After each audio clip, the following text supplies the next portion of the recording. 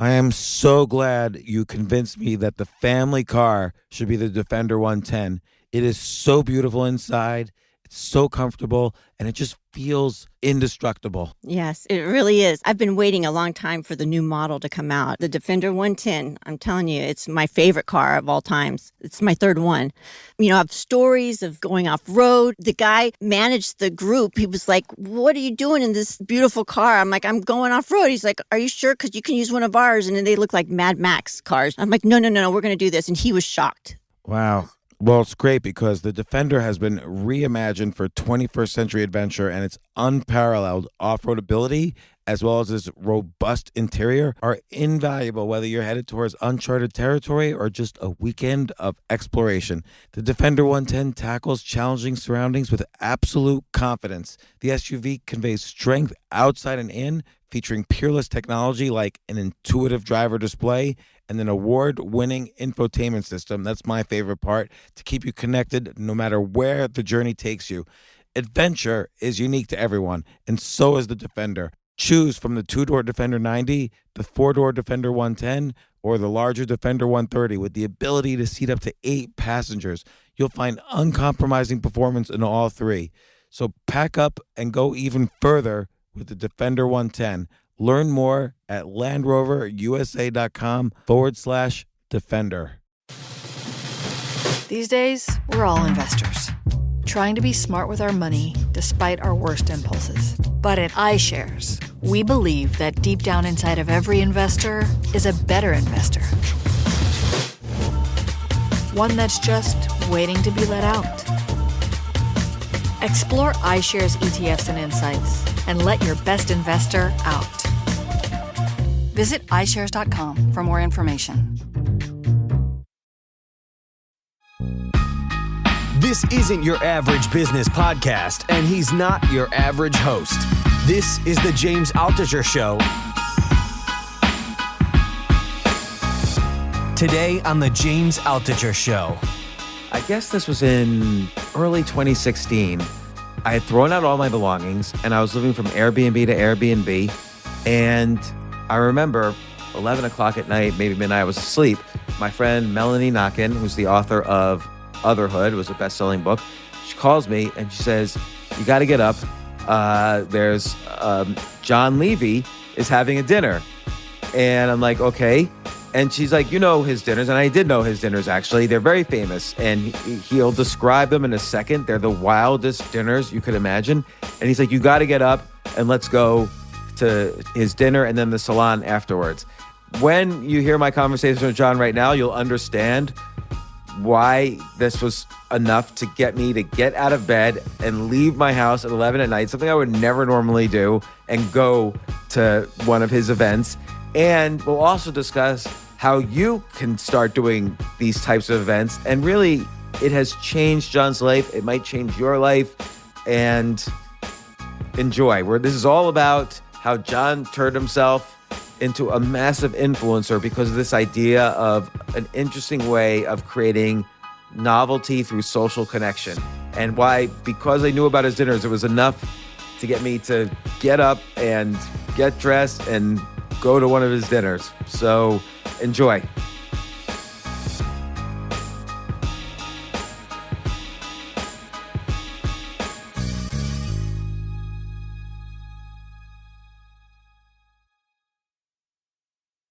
Jon Levy, I feel like I've known you forever, but let's talk about, first off, before we talk about your new book, you throw these incredible dinners where you get the most amazing, and I should say famous, that's not a key thing, but like I went to one of your dinners and there was a guy performing afterwards who does the bark and who let the dogs out? The dogs out, yes. And then he does the bark for us. And that's you have all sorts of interesting people from every angle of life. I'm going to read a quote from your website. Eliza Schlesinger, who's a world famous, great comedian. I love her. She says, normally when a strange man, that means you, normally when a strange man invites me to dinner in a strange home, I decline. But I, like all of my dinner mates that evening, was inspired by Jon's unshakable curiosity about humans and how we form bonds. It is in the pursuit of those answers that Jon is able to set the table scientifically, mentally, and of course, literally, for strangers to engage in thoughtful, meaningful, and in many cases, life-altering conversations. Eliza Schlesinger. But it's not all strangers in the sense that these are all very influential people and famous people and well-known people that you wanted to get to know and that you wanted them to know each other, which is part of what the gift here of being influential is. You give influence to others, and that makes you more influential in a weird way. But your book is about this, it's called You're Invited, The Art and Science of Cultivating Influence. Every other person calls themselves an influencer these days, but you, Jon Levy, you're an influencer, and you connect all the influencers. Like, influencers should know you and know your skills and techniques. You gave a popular TED Talk. You have this book. Again, I'll say the title. You're Invited is the title, and the subtitle is The Art and Science of Cultivating Influence by Jon Levy. We've known each other 5-6 years. We met at, I think, Mastermind Talks. Oh, yeah, Mastermind Talks. I would say in 2014, I think. Sounds about right. And then we ran into each other a few weeks later at AJ Jacobs' the World Family Reunion. Yes. Oh, that's right. And even before we met, I remember Tucker Max said, you got to meet this guy, Jon Levy. You got to go to one of his dinners. And we have 1,000 mutual friends. For sure. I became good friends with some of the people I met at your house. And so, okay, tell me about You're Invited. Obviously, you summarize what is an influencer and how does one cultivate influence? I'm not sure. I think your technique is very special because it's very giving and sincere and authentic. And I think some techniques are not as authentic, but I want to hear your perspective. First of all, thank you so much. That's James, that's a really kind description of it. And I'm super, super flattered. So I think you've hit on something really important, which is that most people talk about influence. They're talking about having a lot of fans. Yes. I don't actually care about that much because let's be honest, most of the influence that we really care, like about the idea of being able to have an impact on a person or an outcome, is on really different things. Like, I want to get my kid into a really good school. I want that kind of influence. Or I want a client to see the world through my perspective so that we can work on a really great project. Right? It's not about being famous. Influence is simply about having an effect on the things that we care about. And that could be a social cause, or that could be, getting a date with somebody that you really like. But let me ask you this. So part of that is society does put an undue, maybe an irrational value to, well, how many Twitter followers you have, how many Instagram followers, TikTok followers. People make money because of the number of followers they have. But I think you take a different view of that, which is basically, what value have you given back to society should be more correlated to influence. And you certainly have created a lot of value. Oh, thank you. So I actually measure it, and I think what you're pointing to is that when I look at somebody influential, I ask, does the industry really respect them? Do they have either thought leadership? Do they hold like an important position, like they're the CEO, CMO of a company? Or do they have previous success? So we look at somebody like you, right? Regardless of the podcast and your audience, which some people might say, oh, you have X number of followers. That's wonderful. You've become a media outlet in addition to everything else. But you've also had previous success, right? You've built companies. You've earned your stripes. People really respect that. And so in the process, you developed influence. Right now, regardless of if you built a DoubleClick and sold it, regardless of if you did anything else, people would say, wow, that's really impressive. That took skill, and you had to really develop yourself for that. Those are the types of people I look to connect with. Yeah, so it's almost like in that sense, it's not it's not a very pleasant process to become influential, because in the category you describe, which matches a lot of my podcast guests, or maybe to a tiny extent myself, it's a trial by fire. Like, I've been miserable most of my life because of starting businesses, because of trying to get good at things. I mean, I've tried to manage that a little better in the past 10 years, but it's really I don't know how it is for everybody, to be honest. I shouldn't talk for them, but it's really brutal. It's a trial by fire. I first of all, I really commend your honesty on this, because there's this absurd kind of cultural concept that, like, oh, if I'm pursuing something that I like, it's going to be easy and to wake up every day and be passionate and I'm going to be living my best life. No, being an entrepreneur is really freaking hard. Yeah. And like, oh my gosh. And the fact is that the people who've earned their status, right? You don't become an Olympian because it's easy. You become an Olympian because it's hard.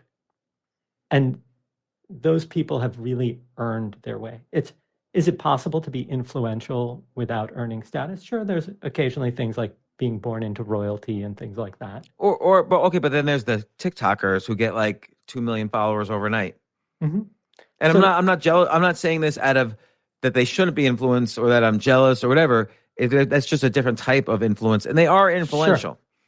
Yeah. The interesting thing is that in the TikTok case, what they've become is a micromedia outlet, right? They have the same pressures as Vogue does. They have to produce content and they have to feed their audience in order to keep them engaged. If they stop doing any of that, they lose their status. Now, that's a little bit different than like once you've won the Nobel Prize, everybody's like, oh, that's a Nobel laureate, right? You've earned your your stripes. Once you've like been, I don't know, the mayor of New York, you've been the mayor of New York. And everybody hates you because you were a lousy mayor. Exactly. Because nobody's ever going to live up to the expectations. Yeah. So I have a ton of respect for content producers, right? It's really hard to keep producing over time. It's just different than the kind of influence that most of us really want. And here's what's interesting. When we look at the predictors of the things that we care about, so let's say business success, you can, according to Paul J. Zak, who's this famous researcher who studies oxytocin, that bonding chemical that are famous from childbirth, and when you hug people, it gets released. If you look at his research, he found that you can track company stock value, employee sick days, and profitability to the level of oxytocin, people's sense of connection or belonging. Similarly, if we look at longevity, if you want to live a long life, the greatest predictors aren't like meditating every day and, I don't know, eating organic. Number 2 was strong social ties. And number 1 was social integration, being a part of the community or connected. So when we look at influence, the ability to have an impact, and we look at these things that we care about, like business success, or we look at longevity, we see that it all ties to the same thing. It's who we're connected to, how much they trust us, and the sense of belonging or community that we share. And so if we can become experts at those 3 things, then the only limitation on our influence is what we want to do with it. And that's what the book's really about. It's how does somebody with no like background, like I'm the child of immigrants, I didn't graduate top of my class or anything like that. I was not really remarkable in any way, shape, or form. I was nice and I was good at my work. But I managed to connect with the most influential people in our culture, not because I have anything special about me, but because I learned to understand how people behave and what actually engages them and what causes them to connect. And from that, they were able to build relationships with each other and with me. And so let's go back to the beginning, because I think a big part of your story is, of course, these influencer dinners that you had. Mm-hmm. And I think you learned a lot of what's in the book through these dinners, obviously. Like, what was the genesis of that? Can other people start doing it and doing what you did? Like, how can other people make use of kind of these ideas? And not necessarily, like you say, it's not necessarily so that they could be appreciated by famous people or hold these dinners, but to do what they want to do with the community. Oh, for sure. So the to answer your first question, absolutely. Anybody can apply these ideas. And that's what was the basis of the book, which is that if you need a PhD to become successful, then it's not a universal strategy for success. Right. I totally agree with that. And so, like, I was thrown out of graduate school, so I have to agree with that. Were you really? Yeah. What were you studying? Computer science. Oh, wow. That sounds brutal. Just Yeah. Getting a PhD in computer science sounds brutal. So I didn't have any of those like higher education status markers or anything like that. I needed to figure out what would make a difference for me. And there was this incredible study that came out, I think it was in mid-2000s, and the researchers were looking at the obesity epidemic. And what they found shocked people. Most people are used to thinking about obesity as something that affects an individual. It's non-communicative. It's not like a cold. If you have a cold, it can spread from person to person. But what they found is that if you have a friend who's obese, your chances of obesity increase by 45%. Your friends who don't know them have a 20% increased chance, and their friends have a 5% increased chance. That's so interesting because it's the I wrote about this once a long time ago that, and I didn't know the research, so I was just guessing. But not only there's that cliche that you're the average of the 5 people you spend your most time with, but since they're the average of the 5 people they spend time with, you're kind of the average of the 25 people your 5 spend time with, and on, like less and less for each concentric circle, but it all reverberates back. I think that's actually a really great way to describe it. And what's interesting is this stuff is true for happiness, marriage and divorce rates, smoking habits. Now, what I'm not doing when I say this is like trying to shame anybody for their life choices or eating habits. What I'm simply pointing out is that so much of our life is spent trying to fix things that, and beating ourselves up for it not working out. Right? So I used to like set an alarm for 6 a.m. to go to the gym because that's what I thought healthy people do. And then I'd hit snooze so many times I'd miss my workout and beat myself up for not fulfilling on that goal. Instead, what I realized was I should just become friends with really incredible athletes, people that it's part of their lifestyle to exercise. So instead of maybe, I don't know, eating an excessively large meal and drinking, I'd spend my Saturday brunch time working out, going on a run with them. And then it naturally becomes part of my habits and my life. And the same thing would be true about my finances. I was heavily in debt. I'd taken out a bunch of student loans to go to NYU, and I was still trying to figure out my career path. And I thought maybe if I became friends with a bunch of people who were really effective at managing their money responsibly, those habits will rub off on me. And so I got curious, what actually causes people to connect? And I would get the worst advice ever, which is you need to network. Now, James, have you ever been to a networking event?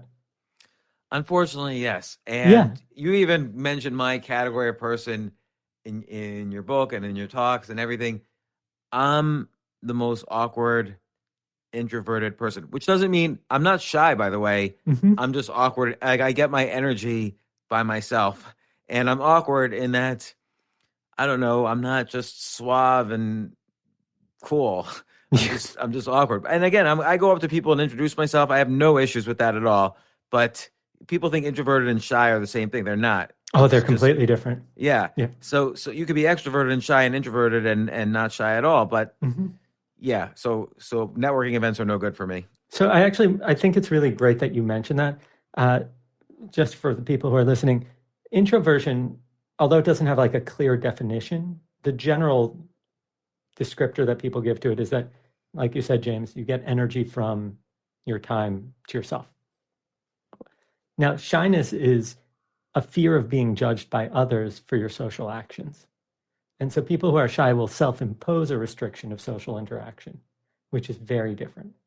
The other end of that spectrum is people who just don't know when to shut up and things get really awkward because they say things that they just shouldn't.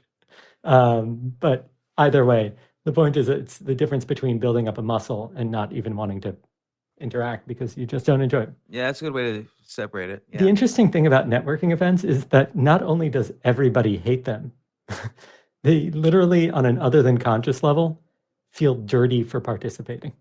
There's research by Francesca Gino from Harvard Business School, and quite literally, people feel the desire to wash after in implicit associations. Yeah, that's very true.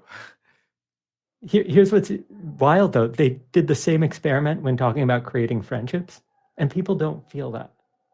So if I say, hey, let's go to a networking event, and I say, hey, let's go meet some people that I think you'll become friends with, one feels dirty, the other one feels really exciting, depending on if it seems like a natural setting to actually make those friends. Can I ask you a question? And I'm just really curious about this because I've been thinking a lot about this lately. Mhm. What's a friend? I think that that's a really tough thing to define, especially after Facebook. So when Facebook created the friend, I think it actually redefined the term. So a friend, I think, traditionally was seen as somebody who's a close social tie, somebody that had I don't know exactly how much, but you were willing to be vulnerable with them, meaning that you were willing to share something with them. And there, as a byproduct, there was a base level of trust. When Facebook created the friend, then people that you'd meet once at a party, never talked to again, and couldn't really remember how you connected with them, became a friend. And so I think it devalued the status. Yeah. I can tell you this. University of Chicago, I believe it's them, does an annual large-scale study asking a whole slew of questions to Americans. In 1985, they asked something, which was, how many friends, close friends, besides family, do you have? And the answer was just about 3. 19 Really? years 3? later, yeah, this is in 1985. 2004, it was down to just about 2. Now, mind you, Facebook had just come out. It's not like social media had destroyed society, right? And the question was why? And it seems what's really likely is that we've valued moving for work or after school and changing jobs a lot more. And as a byproduct, people are resetting their social circles more often. And so we're losing our social ties. And so as much as we'd like to blame social media and things like that for our loneliness, it's probably more just that it's become more and more acceptable to focus on work than social structures. Well, let me ask you a question. How many? Well, so first, there's still the question of what's a friend, but second, how many friends does one should one have? Is 3 a bad answer? I don't know if it's a bad answer. First of all, I think it depends on how introverted and extroverted you are. And then I think it was Brene Brown who described it this way. You want at least one person you can kind of count on if there's a problem, right? Like somebody to pick up the kids. Someone that you can trust with your secrets. And someone who, is it like you can cry to or vent to? And if you have those things, then you're probably in decent shape. Because then when there's a problem, you know you can turn to people. You're either going to be crying to somebody, calling them for a favor, or, you know. And I think that those are really important structures. The interesting thing, though, is that longevity study kind of demonstrated that maybe friendship is really important, but not as important as actually being part of a community.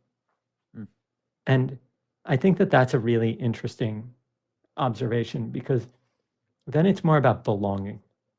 It's feeling like you are part of something that is headed in a direction that you appreciate and care about, that you, through your participation, you're going to become better, or you're taken care of, and that you have an impact on it. So like, yeah, I guess because, in a kind of evolutionary sense or tribal sense, your tribe, your community kept you alive. If you weren't part of a community, the lions would eat you. You had nobody to protect you. Think about it now. Like, if the worst punishment we have besides death, right, is either exile or solitary confinement. It is removal from society. It is saying, you are so bad that I will not let you have contact with another human being. And when people are put in solitary confinement for serious lengths of time, it exacerbates literally every mental condition a person can have, like schizophrenia, depression, everything. We are just not built to be alone. We don't function well when we are. And so I'm with you in totality. Like, for us to survive, or for us to enjoy life even, we need other people. This is kind of setting the framework for your, what became these famous dinners, which then became your book. But what happened next? So I come across this research and I'm like, okay, instead of just trying to connect with people, like one-off, What I actually want to do is bring people together so they can connect with each other. Frankly, sure, I'm a fine human being, but I'm nowhere going to be near as interesting as other interesting people if I bring them together, right? The advantage is that I get like a bit of a halo effect from it. So I started trying to understand what will cause people to connect and what causes them to build trust. And the things that actually cause us to connect or build trust are not what we think they are. I'm not going to, like, James, if I want you to trust me, I'm not going to accomplish that by winning you over with a bunch of gifts. You don't need any more junk. You don't need another awkward business dinner for me to take you out on. Very true. Instead, it turns out that the exact opposite works if I want you to trust me. It's called the IKEA effect. And the IKEA effect states that you disproportionately care about your IKEA furniture because you had to assemble it. So anytime you put effort into anything, you actually care more about it. It's why you had mentioned your children earlier.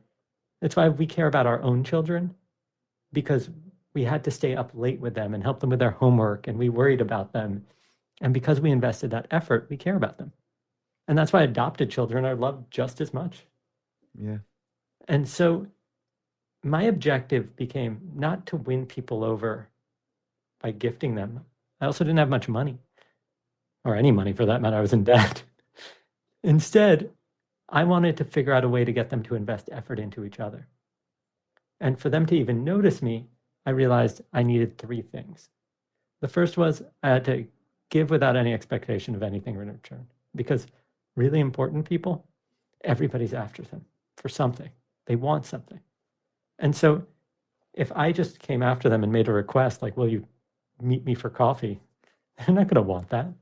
The second is I had to do something novel, something that stood out as different. Because if I invited you to another like casino-themed fundraiser or another tech conference, nobody cares. Like, people just want their time with their family, their friends. They don't need another to-do that's boring. So whatever it was that I did had to stand out as completely different than anything else they've ever done before. And the third characteristic that I really focused on, it's the novelty and the curation. And so if you can find an environment that's already curated, people spend a fortune on it, which is why people go to things like mastermind talks and spend, I don't know, what is it, like $8,000? Or TED is like $10,000, or Davos is $250,000. Wow. Davos is $250,000 just to go? I think so. I think if you're an executive at a major company, that's how much they're spending. And maybe they have like a $50,000 ticket. I'll be honest, I don't play in those numbers, so it's not really an option for me. But the interesting thing about that is that people are happy to pay for it. And at Davos, it's sub-zero temperatures, and you're standing in the snow, like hoping to bump into, I don't know, Andrea Merkel's. Like, it's a ridiculous scenario that really exists because of the curation. Listen, I don't go to TED because of the talks, right? They're nice. I go to TED because of the people who are there that I love seeing or want to meet. You could watch the talks online. It's the novelty and the curation that brings me there. Yeah. And here's the interesting thing about novelty. There's a section of the brain called the SNVTA. It's the major novelty center. And when we trigger it, it actually causes us to feel a desire to explore and understand. So like, give me an example of how this is triggered, maybe even in mild ways. Oh, sure. Like perhaps on a daily basis. Like, I understand that there's big, exciting things one can do that trigger it, but like, what are simple ways to trigger it? So a simple way to trigger it is a surprise. So like, if I create a situation where you know something is coming, you will want to explore and understand it. So if I say, oh, I'm taking you out to a really cool place for dinner, now you're getting curious. You don't know where it is. You don't know what it is. That gap in your information, that novelty, that unsettling actually makes you want to explore and understand it. Similarly, if just something simple and novel, anything that's kind of remarkable, right? So if every Tuesday you eat, I don't know, lasagna with a family, and then I take everybody out to dinner, that is new or novel, especially if it's at a new restaurant. Now, don't ever confuse novelty with good, right? Right. Sometimes it's good, sometimes it's bad, but it's absolutely memorable. It's absolutely stands out as something worthy of trying to understand. And so when we design our events, we design them to be completely different than anything else out there. I'll give you kind of like a fun example if you want. So the dinners, and just for the listeners to know how they're designed, we invite 12 people at a time. They're not allowed to talk about what they do or give their last name. Then we give them a problem. The problem is that they have to cook dinner together over the course of less than an hour. And either the dinner will be finished and they could eat, or nobody's going to get to eat. So we split up into teams and we work together. We finish the dinner. We sit down to eat, and then everybody plays a game to guess what everybody does. And then they find out that it's a Nobel laureate, an 8-time Olympian, a editor-in-chief of a magazine, someone like James. And what ends up happening is that in that discovery, in that novelty of both the activity and the people that we're surrounded by, relationships are formed. And you can see, because they're cooking together, there's that IKEA effect. There's that joint effort that they're putting in. Mm. Now, you could literally do anything and make it more novel or engaging. So in your case, what's something you really love that could be a social activity? I don't know. This is why I'm introverted. So I have a hard time sometimes. I like my friends, but sometimes it's hard hanging out as a group. I don't know what to do. So I don't know how to make it novel. Let me ask a question. Do you like walking? Do you like baking? Do you like, is there an exercise? I like playing games. I like playing any game, card games. I love it. Okay. So I actually think that games nights are a phenomenal activity, right? Everybody always is like, oh, let's do dinner parties. This is going to sound really funny. I actually don't like dinner parties. I enjoy being around people, but I think the structure of a dinner party is a little weird because you're stuck physically between two people, and I don't know if you're going to want to talk to them. And so, not a huge fan. But what I do like is anything that the activity takes off the social pressure from our interactions. So when we're playing a card game, James, I can also be really awkward and not know what to say. And so the game itself functions as a social catalyst. I can stay quiet and play the game, or we can also have a conversation.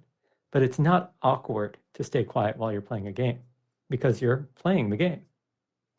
And so I'm a huge fan of things like, here's a novel activity. You can run a weekly, monthly board games night. And you have each time the game change, but the people that you invite are all people that you find really impressive and interesting, right? They're all former podcast guests. You invite 6 at a time so you don't overwhelm yourself with too big of a crowd. 6 is also a nice number because if somebody has to cancel last minute, you're at 5, right? It's still a group that you can fit around a table. And now the question is, how do we make it a little bit novel? Is it that the guests have to bring a game and you vote on which game? So it's like a Survivor, like you have to pitch us. Is it that everybody has to bring a meal? So it's potluck and you all get to enjoy food while you're doing it. Is it that you all suggest games and then blindly somebody picks it out? So that in itself becomes a game.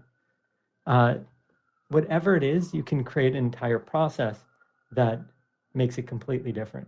I know people who've hosted cocktail events based on, have you ever heard of the one-word essay? I think it was like Harvard or something used to pick a word and give people 3 hours to write about it. And so this woman would host a wine and cheese event. Each person was told that they have to bring a 2-minute story on a one word, and it would be like hope.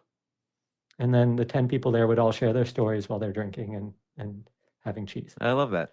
And so you can see that was a really simple way to add novelty to something that could be really just like kind of banal, right? Like wine and cheese, yay. I mean, like I love cheese, don't get me wrong. But the activity itself actually carries all the weight of the social interaction. So, and what triggers in the brain? You mentioned the center. SNVTA. It's the Major Novelty Center. Mm-hmm. So what happens is now that the structure of the event, now that what you're inviting people to has a difference, is different than other things, they'll notice. And in that would actually trigger a desire to participate. Now, it's not for everybody, and that's okay. The objective isn't to connect with every human being. It's to connect with the type of people who want to participate in the activities you care about. And so, yeah, so that leads to when you first, I mean, obviously your influencer dinners have grown, and you have like Nobel laureates and all sorts of people. But like, how did you get started? How did you get the initial people to respond to you? Not that this is a requirement for. Oh, no. Like, again, it's also good advice for just hanging out with friends. But how did you get these initial dinners going? So the first dinners were people who were like cool and did impressive things, but I wasn't hosting Nobel laureates. I didn't know them. It wasn't until like the 5th or 6th dinner that like guests really started getting a bit more impressive.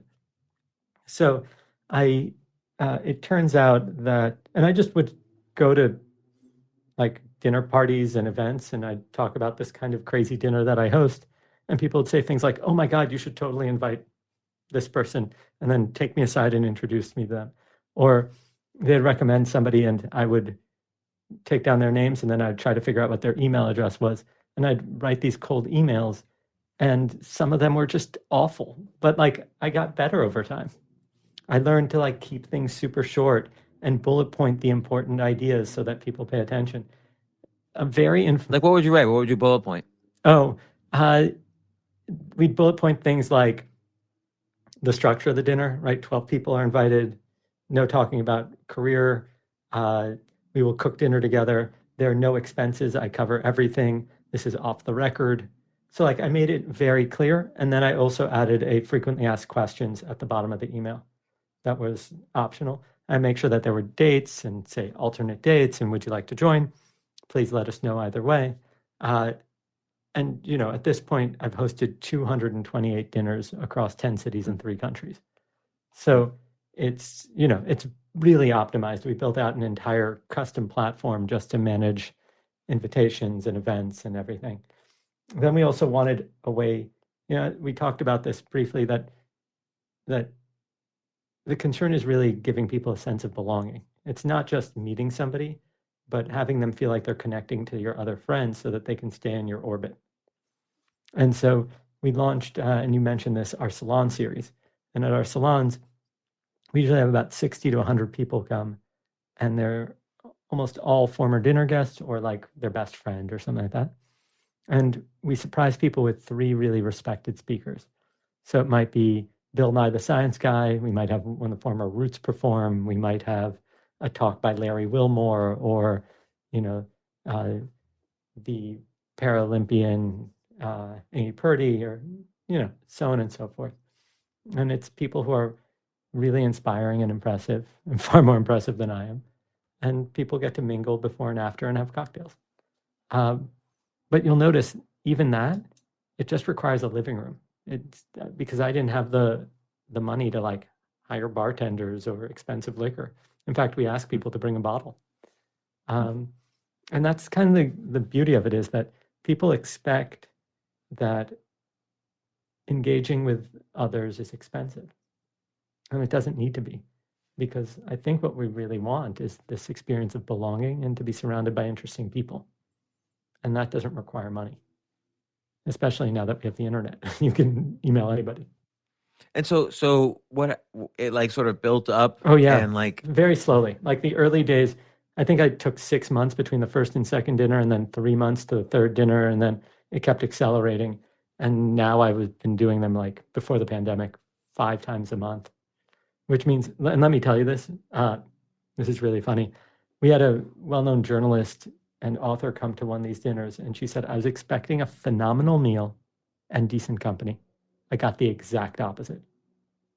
The meal is terrible. Like, it's 12 people who don't know how to cook, and we make burritos. Like, and I do this, if I'm doing this 5 or 6 times a month, that means I have terrible burritos for dinner 1 out of every, I don't know, 5 meals. It's awful. But you know, for them, it's novel and new and different, and that's great. So I often just skip dinner.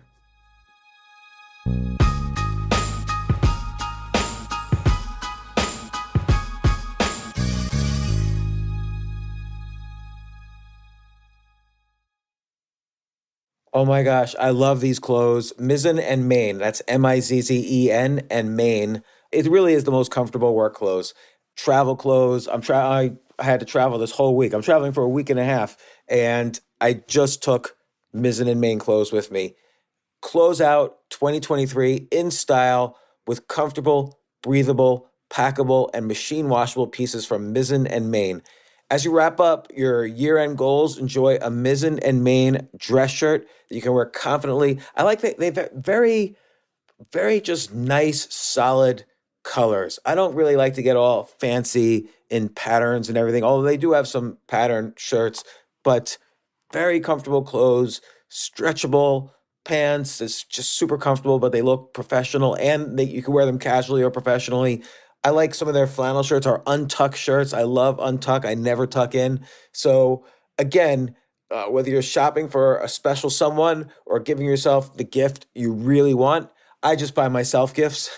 Mizzen and Main is the perfect gift for any guy who works, travels, and or cares about looking and feeling great. As you could tell by my many photos across the internet, I care about looking fantastic. I'm practically a model. And let's be honest, every guy loves to look great. So again, shop now at mizzenandmain.com and save 20% when you spend $130 or more using promo code James. That's promo code James at Mizzen and Main, Mizzen and Main.com.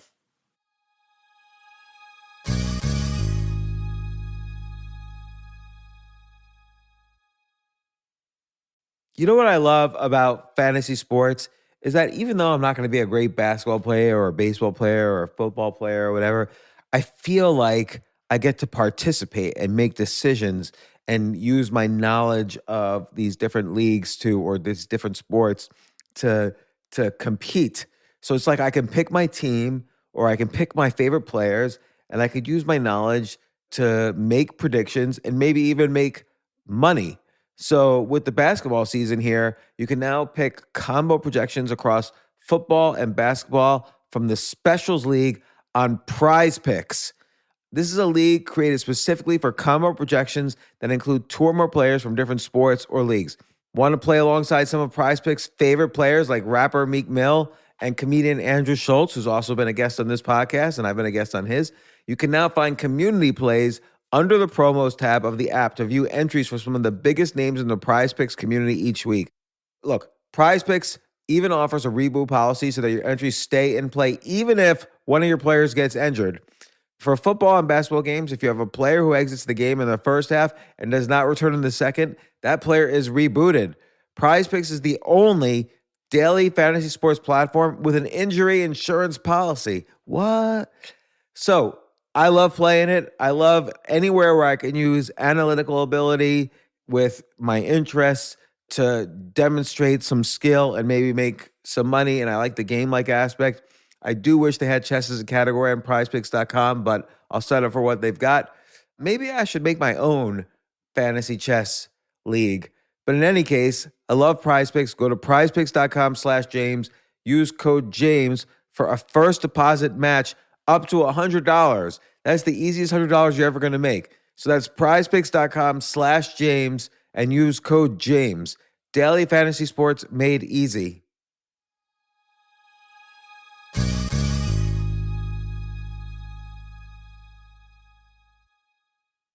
The future of learning is definitely online. Like it's such BS that you have to spend $200,000 or take $200,000 in loans and go to some fancy school when it's useless. It doesn't guarantee you a job. Most employers, including me, do not care about degrees or grades or anything like that. We want to care that you love what you're doing, that you know what you're doing, in some cases that you have experience or that you're willing to learn. But people in general love learning and are curious. Like the key to success is curiosity. And I think masterclass.com is the perfect model for online learning. I'm really happy they're sponsoring this episode. If you're going to give a gift, give the gift of learning. Masterclass makes a meaningful gift this season for you and anyone on your list because both of you can learn from the best to become your best, from leadership to effective communication to cooking. Let me tell you some of the classes I've taken. I've taken comedy from Steve Martin. I mean, can you believe I can take a class from Steve Martin on comedy, or Judd Apatow, my favorite comedy director? I could take an actual class from him on writing. Wolfgang Puck on cooking, Dan Brown on writing, or Judy Bloom, who's been on this podcast, on writing. By the way, Wolfgang Puck also has been on this podcast. It's such a pleasure. I try to take classes all the time from masterclass.com.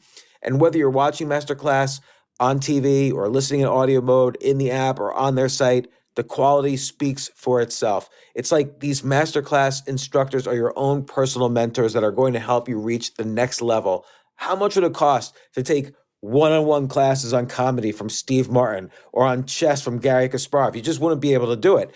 But it would cost hundreds of thousands of dollars. With a Masterclass annual membership, it's $10 a month. Memberships start at $120 a year for unlimited access to one-on-one classes with all 180 plus Masterclass instructors. So it's not just $120 for one instructor. You get all 180 plus Masterclass instructors.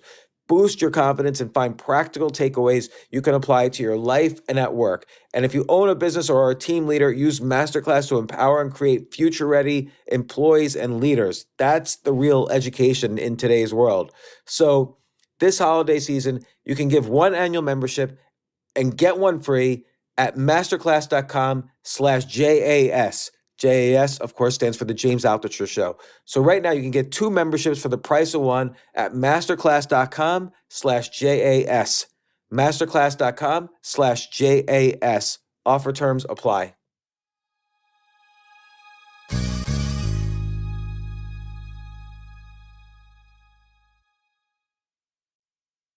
Let's say someone's listening to this.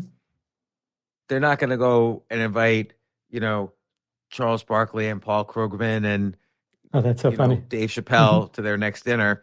But they want to start feeling part of a community, and they want to feel, and I guess people do want to feel influential. They want to feel like they're relevant to their community. That triggers dopamine. And again, in this tribal way, it feels like you're moving up in the tribe, so there's less chance of being cast out from the tribe. Sure. And so that's one benefit of influence, or of not influence, but being influential. And so what should first steps be? First step is to figure out what scale you want to reach people at, right? So if you're more introverted or you're shy and you're not ready to host a whole slew of people, then it's okay to host 2 or 3 or invite 2 or 3 people to connect with. I think that if you're doing something that's like a dinner party, or even though I'm not a huge fan of dinner parties, 10 to 12 is a great number. The second thing is that, the dinners are really something I invented, and it lives with kind of my ethos. But if you want to do something, then you should get your own thing, whatever that is. If you really like hiking, do a hike, right? If you like cycling, do that. The key is that when you hit the 7th time that you're doing it, unless it's an activity you actually enjoy, you're going to dread the activity.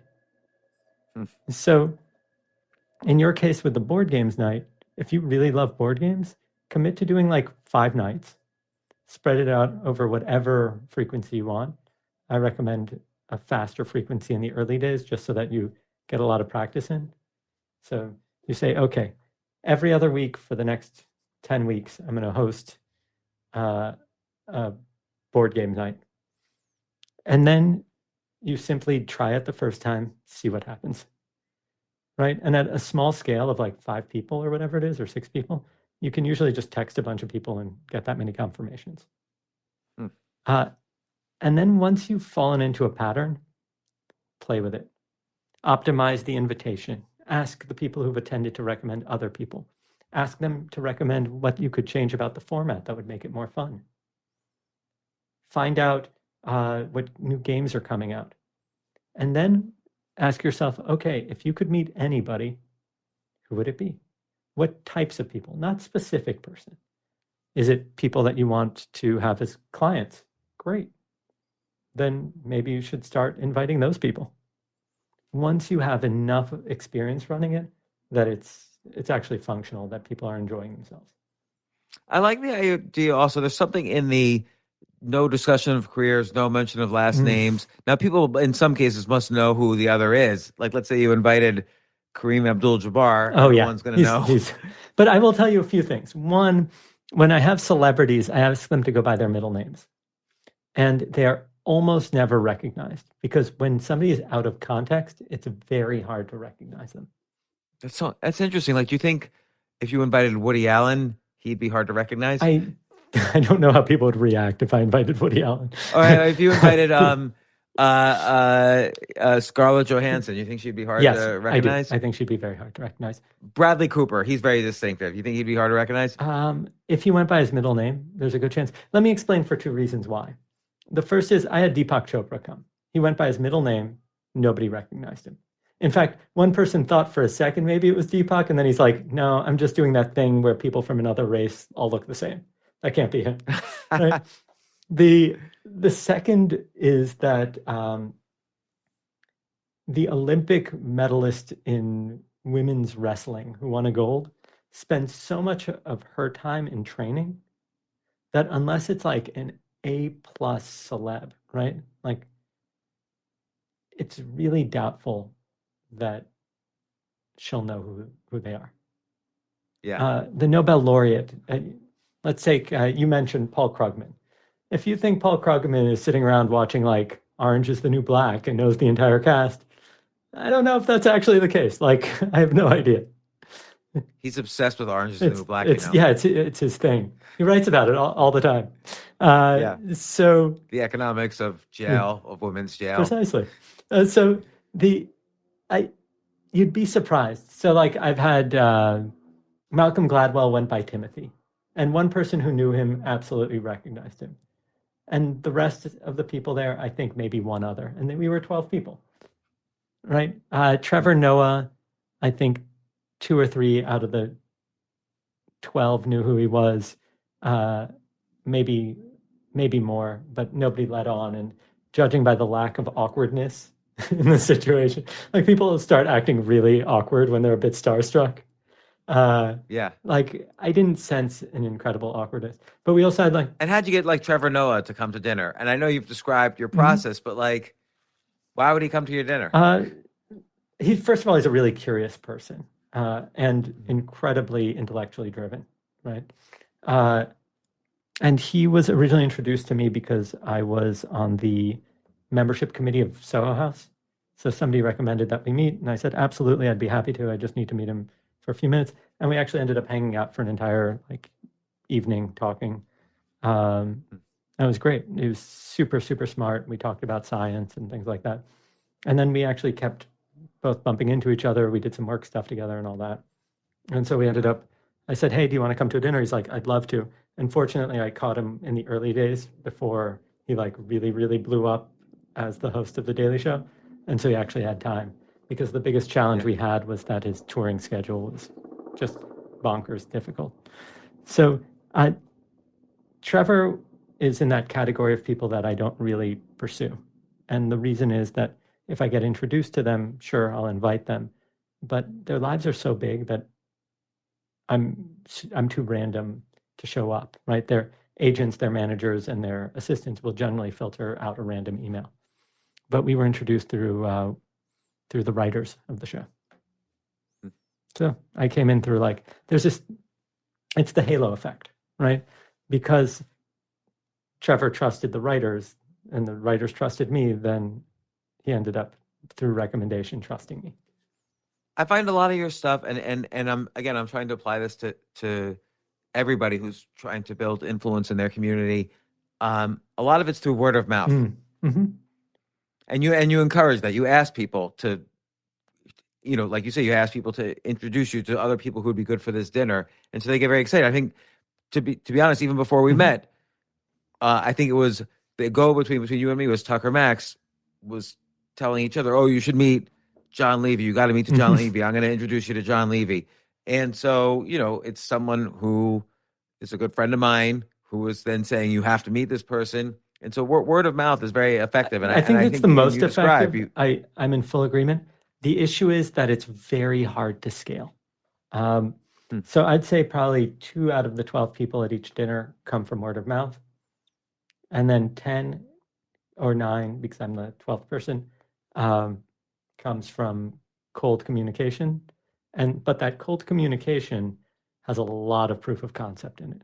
So we add my TED Talk, which talks about it and has photos, and I add New York Times link that covered it on the cover of the style section. And so I add a lot of proof. And then every so often I get people being like, but how do we know you're the real Jon Levy? And I say, first of all, there's like 10,000 of me in New York. That's a question I get all the time. I ask people to dinner and people say to me, but how do I know you're the real Jon Levy? So it even happens to me when I say I'm Jon Levy. And let's be honest, you look like you could be Jon Levy, right? Like it. Your ugly older brother. But that's the funny thing. I once hosted a salon at my house, and as a joke, I invited a collection of Jon Levys to be in the house at the same time. So they were all guests, and there was a whole bunch of us. And I like the idea that somebody would walk up to them and say, "Do you know Jon Levy?" And they're like, "I am Jon Levy." And they're like, "You don't look like your photo." That's so funny. That reminds me, a friend of mine has an SMS group. It's a whole group of people that SMS together. They all have the same phone number, just in different area codes, and that's their only. Are you only. Serious? That's so funny. Yeah. Oh, that's so cool. I'm so writing this down. I'm curious, but it's the same type of idea as it's like Kurt Vonnegut has a name for that in Cat's Cradle, and I forget what it is now, but a group of people who are bonded together by something that's completely irrelevant. It's in sciences, it's called implicit egotism.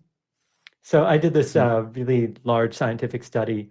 It was 400, I think, and 21 million potential matches between people on the dating app Hinge. And we asked what actually causes them to start dating. And the most common thing is the more similar they were, the more likely they were to date, down to their initials. So if you have the same initials, you're 11.3% more likely to date. Wow, that is so interesting, and yet makes total sense. Like even though it's irrational, it makes total sense. It's one of those things that you get it as soon as you hear it, even though it should make no sense. But we are so there's this. This story is in the book, and I think you'll get a super big kick out of this. In 1911, this guy walks into the Louvre on a Monday. It's closed. They're doing like photos and cleaning. Walks into the Renaissance section. Finds a random painting, a small one, hanging under a bunch of others, rips it off the wall, covers it with his smock, and just walks out with it under his arm. 2 days later, it's discovered that the painting is missing, and the city goes crazy. They start posting pictures of it. Newspapers around the world report on it, kind of as a way to embarrass the French government. This is right before World War I. And eventually, 3 years later, the person tries to sell it, and the story goes viral again, and everybody sees the painting. And the painting is finally returned after it does a tour in Italy, where it was recovered and brought back to the Louvre. In the meantime, thousands of people stood in line just to see the empty spot on the wall. That's so funny. And this is the only reason that any of us have ever heard of the Mona Lisa.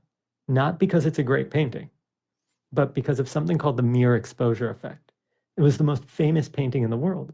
More people had seen photos of it than any other painting, right? This is way before the internet. This is way before modern printing, right? So people were getting their information through newspapers. And when the world had seen it and it became so familiar, they liked it more. And now it's considered by many to be the greatest painting of all time. But if you actually speak to art critics, they say it's fine, but there's plenty of other Da Vinci's works that are considered much better. And so the thing that is most familiar to us is us. And so anything that reminds us of us is generally more trusted or more liked. On average, right? I mean, there's certain things I dislike about myself, but what can one do? Even if the things are artificial, like a phone number. Yeah, it's literally anything that's familiar, right? And it's I mean, like, think about it, right? So Jordan brand clothing, I think, makes like $4 billion a year or something like that for Nike. doesn't make you jump any higher, doesn't make you play any better. It's just you're familiar with it because Jordan is so famous. So That's yeah, fun. like if it's not designed by like a team of NASA engineers who will get you to like levitate or something like that, it's just a t-shirt and shorts. But it's so familiar and it has such a strong association as something positive. We like it. And so okay, so I'm in Kansas City, Kansas, and I'm listening to this, and I'm thinking, well, I'm not in New York. I don't know Nobel Prize winners and Olympians and actors and all that, but I like my friends. I'd like to make more contacts in my community, or at least more bonds in my community. I want to be a name in my community, influential. Sure. What do I do? And this has really nothing to do with social media. As you said before, I feel like this is very true that people should earn their status on social media. Now, I shouldn't say should because it is what it is, but the reality is that is the most impressive to me. If someone has the social media because of who they are, not that they become defined because they have a big social media following. And so you're in Kansas City. You're this guy in Kansas City or this woman in Kansas City. What are like 4 or 5 first steps, best practices they could do? So I think the first thing is right. How many people do you want to connect with and who? Let's say you want to become you own a comedy club, right? Let's say somebody's really interested. And I know it's a different field of comedy, but they want to be really prominent in the comedy scene or like improv world. Then you've got a clear group of people that you want to connect with, the comedy scene in that environment. So the first thing is, okay, we know who we want to connect with, and whatever the scale is, let's say it's 5, 10, 12 people at a time, whatever it is. I recommend starting small and going big. Otherwise, if people try to do really big stuff, it burns them out, and then they don't want to host people anymore or connect. And so then the question is, what's something that you really enjoy, right? So in the comedy world, there's this researcher and author, Peter McGraw. He wrote a book called The Humor Code. He figured out. Oh, yeah. I've read that book. I thought it was fascinating. He essentially developed a scientific understanding of what makes something funny. And so he created something called dilemma dinners, I think there is what it's called, or dilemma day. Each person in a small group of 5 or 6 comes with one major problem in their life that they're looking to tackle. And then they sit and eat together and they work through each person's problem and they do take notes and they really get there in there with people. Now that's a really cool kind of novel format that creates very intimate bonds. It's not a playful format. It's not something that people will walk away generally giggling from, but it will give the opportunity to build deep bonds, right? So anybody who opts in for something like that is generally somebody wanting to do some real work and really explore. And so by inviting people 5 at a time to do this, he gets to draw or develop deep and meaningful relationships. And people get to improve their life and develop friendships in the process. So you can see it's novel and different. Now, there's a whole bunch of ways that you can go about this. One is meetup.com is phenomenal for forming communities. So is joining other meetups and meeting people there and then bringing them into your community, or participating in elevating the status of a group that already exists. The second thing you can do is also source people from online communities like Reddit and so on. So if you literally know nobody, you can start with online platforms and then push it into in-person. A company that actually oddly does this very, very well is Pokemon Go, Niantic's game. Like there are all these in-person groups that go around playing together because of this digital platform. And so the key in all of this is, what do you actually enjoy doing that you would actually want to do over and over again? Now, I have friends who do things as hikes, which I love the idea of. Literally, they will invite 2 or 3 people on a hike, and they'll explore a problem or idea, or they'll just talk. And it's interesting about the like you mentioned the one word essay people, and now you mentioned the bring a problem. It sort of feels like then in these cases you're giving somebody homework to do when they don't even know you and why they should go to this thing. Yeah, that's definitely the Like case. I could just picture inviting someone to some of this and like, oh, James says I have to figure out a problem to talk about. It's like one of my therapists. I have to plan this out beforehand. So I think you're absolutely right. And the format will function like a litmus test. Do you remember those tests that we used to have in like earth science class where we'd put a piece of paper in acids or bases and it would quickly give you a result? So the format will actually define who wants to engage. And the more that you have as a precursor for an experience, the less people will want to participate. But those who make it through will really be dedicated to it. So you always have to balance. It's kind of like, so you can't be tied to an outcome. You can't be tied to the fact that Malcolm Gladwell is definitely coming to this dinner. That's not going to. I mean, the problem is that if you obsess over one specific personality, it's not healthy. Especially because in the business world, for each one of those that you know about, there's 100 or 1,000 others that are kind of lookalikes that can function in the same way. And so, if you want proof, look through the Fortune 500 and see how many of those companies you've ever even heard of. And so everybody gets obsessed with like the CMO of one of the big, FANG companies. But there's literally 499 other giant companies that you have never heard of. I mean, like once you go past like number 20 or number 30 on the list, it's like cell phone tower construction companies and satellite manufacturers. And like there's plenty of people for you to connect with in this world. In a world with 7-point-something billion people, there's more people out there that you could potentially be friends with than you ever want to be friends with. Yeah, that's a really great point. Because again, if you're living in Kansas City, it's not like you're going to invite the world's comedy community or Nobel laureates. There might not be any. I mean, there probably is at least one in Kansas City, but here's what's really interesting. There's phenomenal academics from the local universities to connect with, doing really interesting work. There's probably a Philharmonic. There's probably a comedy scene. There's definitely an art scene that has major leaders in it. There's phenomenal tech. There's everything. But you're able to get these people because of the social proof. Like you attach a New York Times article, a TED Talk. But like in the guy in Kansas City, first years, you're saying start small. In the first years, I didn't have any of that. I would Yeah. Literally just walk up to people. So I started with my friends. I'd ask my friends to recommend people. And here's what's interesting.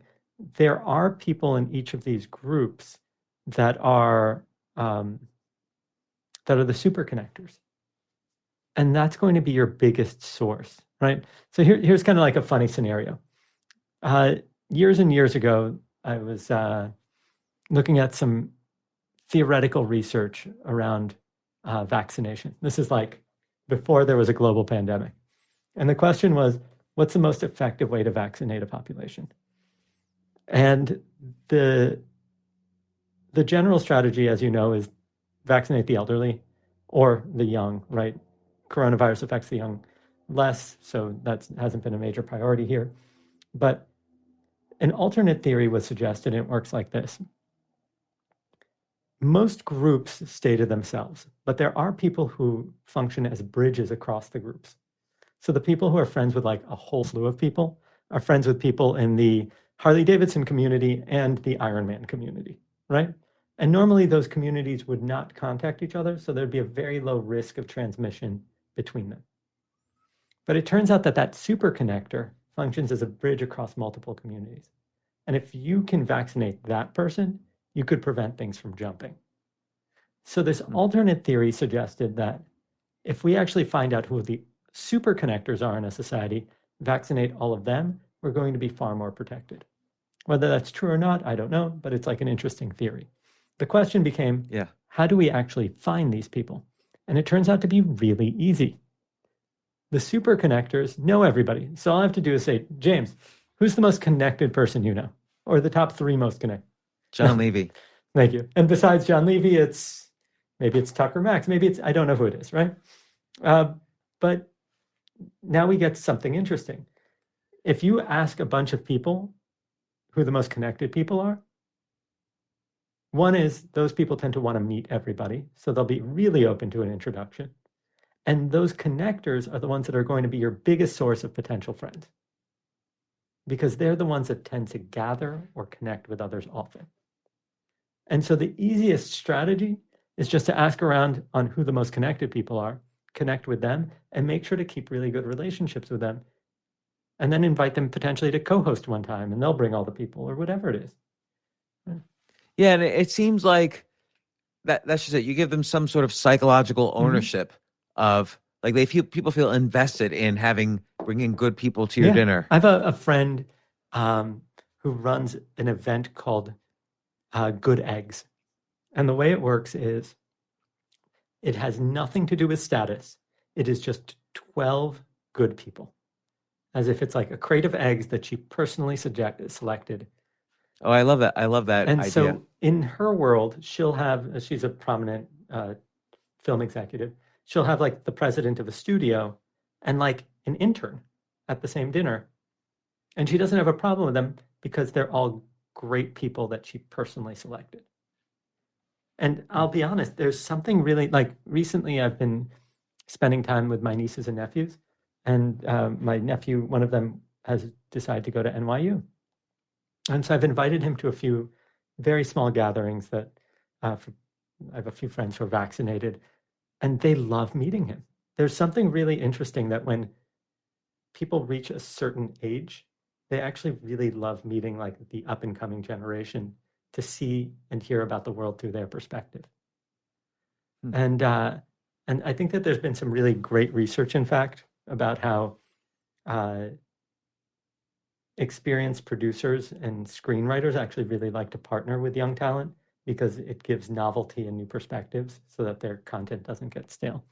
And so something I've been really kind of curious about is, how do we actually play with this now? How do we help Gen Z, which is actually considered the loneliest and most isolated generation, integrate further with people who are more experienced? Yeah, this is so fascinating. You know, my big issue is just getting to know people and getting to know people that I like, and not necessarily famous or well-known or anything, just having, like you say, a community. And I think this is a good technique for not only having a community, but kind of being the source. I think whatever you do in life, it's always good to at least sometimes try to be the source rather than the invitee being the one and doing the inviting, rather than the one reading books in the library, the one writing the books in the library, and on it, rather than the one trying to find a good idea, the one giving a good idea. and I think there's something similar happening here. And you move into a new town, why wait to be invited to someone else's house for dinner? Invite everyone else in the town to dinner or whatever. Well, let me ask you a question. You're in a new town, right? Where are you living these days? Key Biscayne, Florida. I don't even know if I've ever heard of that place, but congratulations. You know what? I never heard of it either. And the first time I ever set foot in here was the day the plane sat down and we drove here, and it was the first, and we went to the house we were renting, and it's the first time we ever saw Key Biscayne. That's amazing. Yeah. Okay, so here's the question to you. As people get vaccinated, and you can also do this digitally, right? I've hosted, I don't even know how many games nights on Zoom, and they're super fun. We invented a game called Discovery, and this is something anybody can do. What we did was we emailed 12 people asking them for 3 fun facts about them. And then we put it into Kahoot, which is like, lets you create a game show. And so it would say things like, not Mike, this person hitchhiked across Tanzania and nobody knew where they were for a week. Is it Steve, Adrian, Tyrone, or whatever, Sarah? And people have to guess using like a second screen experience. And then you find out if your guesses were right or not. And the person then tells the story of like hitchhiking. But in this way, you're playing a game, people are competing, they're having fun, and you're hearing people's stories in a really natural way.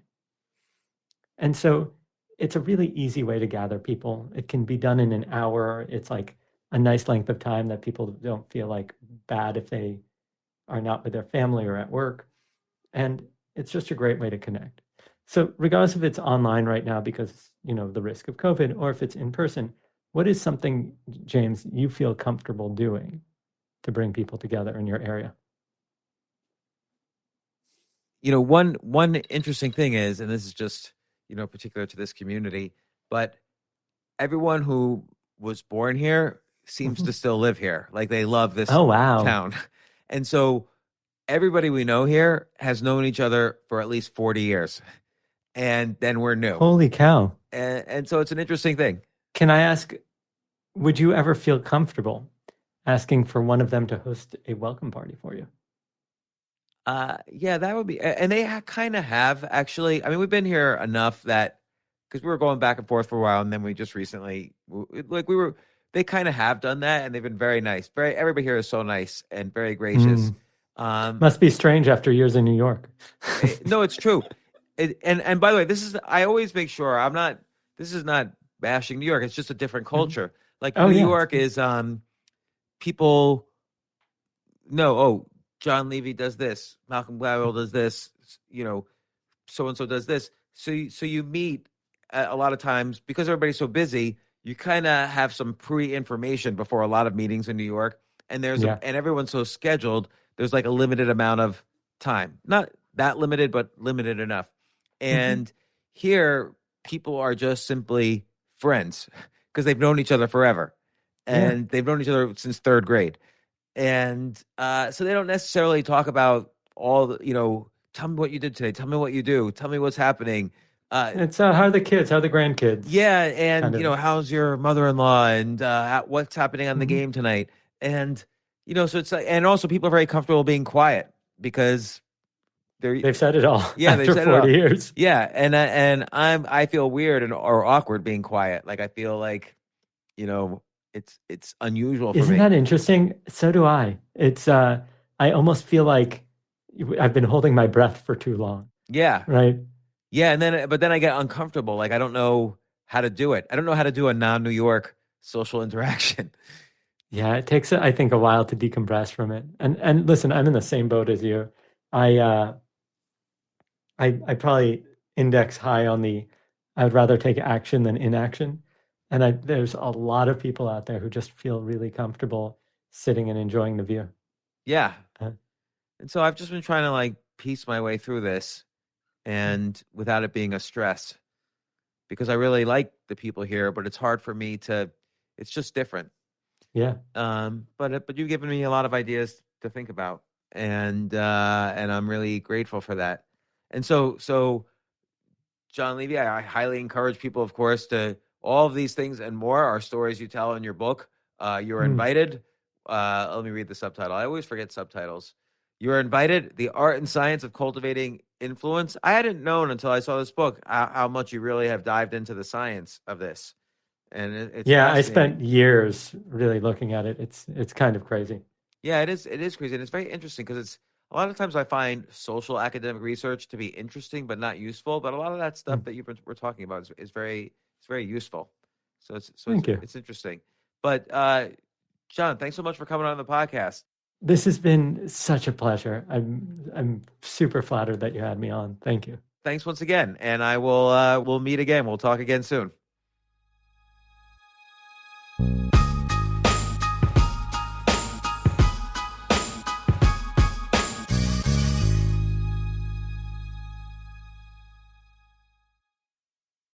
Entresto, sacubitril valsartan tablets, is the #1 heart failure brand prescribed by cardiologists and has helped over 1 million people with heart failure. It's a prescription medicine that treats adults with long-lasting chronic heart failure and works better when the heart cannot pump a normal amount of blood to the body. Don't take Entresto if pregnant. It can cause harm or death to an unborn baby. Don't take Entresto with an ACE inhibitor or aliskiren, or if you've had angioedema with an ACE or ARB. Don't take with aliskiren or within 36 hours of taking an ACE inhibitor. The most serious side effects are angioedema, low blood pressure, kidney problems, or high blood potassium. Angioedema is swelling of your face, lips, tongue, and throat that may cause death. If it causes difficulty breathing, get emergency help. Ask your doctor about Entresto. To learn more, visit support.entresto.com or call 833-446-6699. For pricing, Visit Entresto.com/cost. If you can't afford your medication, Novartis may be able to help.